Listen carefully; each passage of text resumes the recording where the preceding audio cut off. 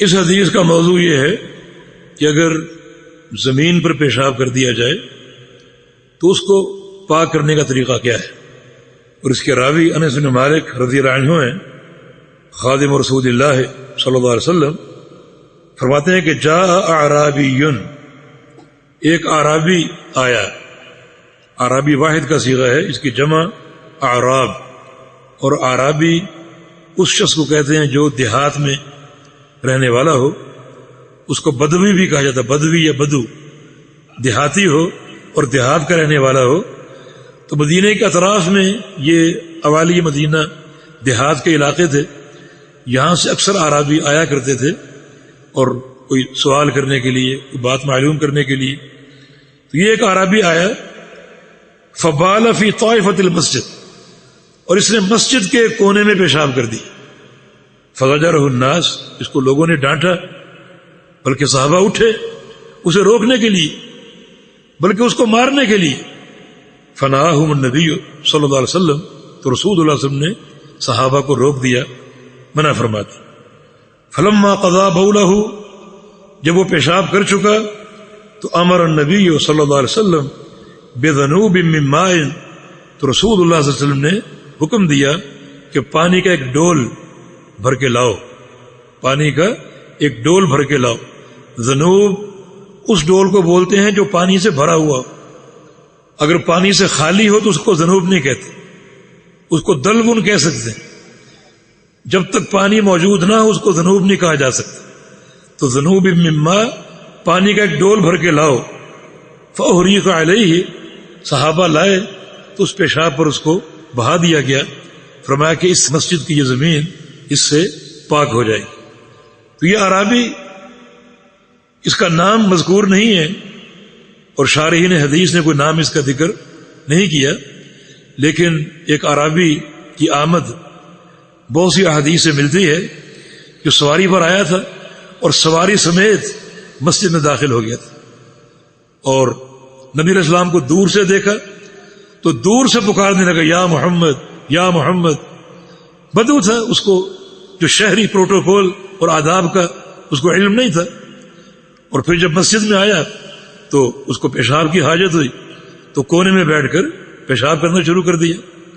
اب صحابہ اتنا کچھ برداشت کر چکے تھے، اس کا چلا چلا کر یا محمد کہنا اور سواری سمیت مسجد میں داخل ہو جانا. اب پیشاب بھی شروع کر دیا. اب ان کے صبر کا پیمانہ لبریز ہو چکا. صحابہ اٹھے اسے روکنے کے لیے. فرمایا کہ رہنے دو، اس کو پیشاب کرنے دو. ایک حدیث میں ہے کہ لا تقطعوا علیہ بولہ، کہ اس کا پیشاب نہ توڑو، یہ اس کے لیے نقصان دہ ہو سکتا ہے.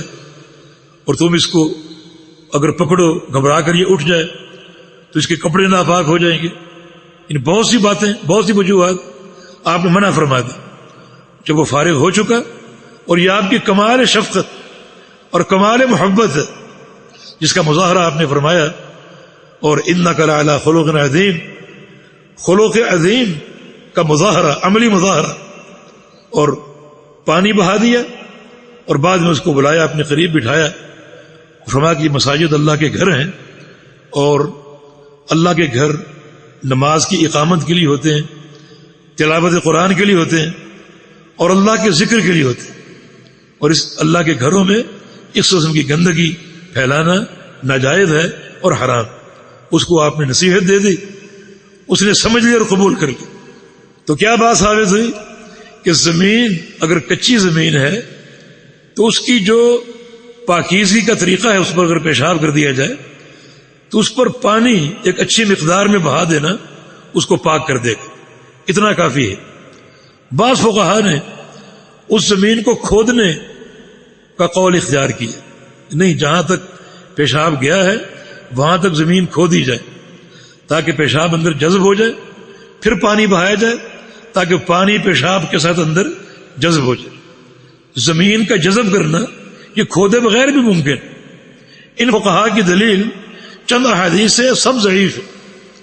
3 احادیث سے استدلال کیا، ان میں سے 2 مرسل ہیں جو کہ ضعیف ہیں، اور ایک حدیث ابن مسعود کی روایت رضی اللہ عنہ، اس حدیث کی سند کے تمام راوی یا اکثر راوی مجہول ہے. تو مجہول حدیث سے کوئی مسئلہ ثابت نہیں ہوتا. نہ مرسل سے، لہذا جن احادیث سے استدلال کیا گیا وہ سب کی سب ضعیف ہیں، اور پھر یہ ضعیف حدیثیں اس صحیح حدیث کے خلاف ہیں۔ صحیح حدیث کیا ہے؟ جو صحیح بخاری مسلم کی کہ آپ صلی اللہ علیہ وسلم نے زمین کھودنے کا حکم نہیں دیا بلکہ صرف پانی بہانے کا حکم دیا، تو ایسی زمین جہاں کوئی پیشاب کر دے اس کی طہارت اور پاکیزگی بس پانی بہا دینے میں ہے، بشرطے کہ اس زمین میں جذب کی صلاحیت ہے۔ اگر زمین پختہ ہے، فرش ہے، تو اس پر تو پانی جو ہے وہ بہایا جائے اور پانی کو اس نجاست کے ساتھ الگ کر دیا جائے اور دور کر دیا جائے، اس سے وہ زمین پاک ہو جائے گی۔ جی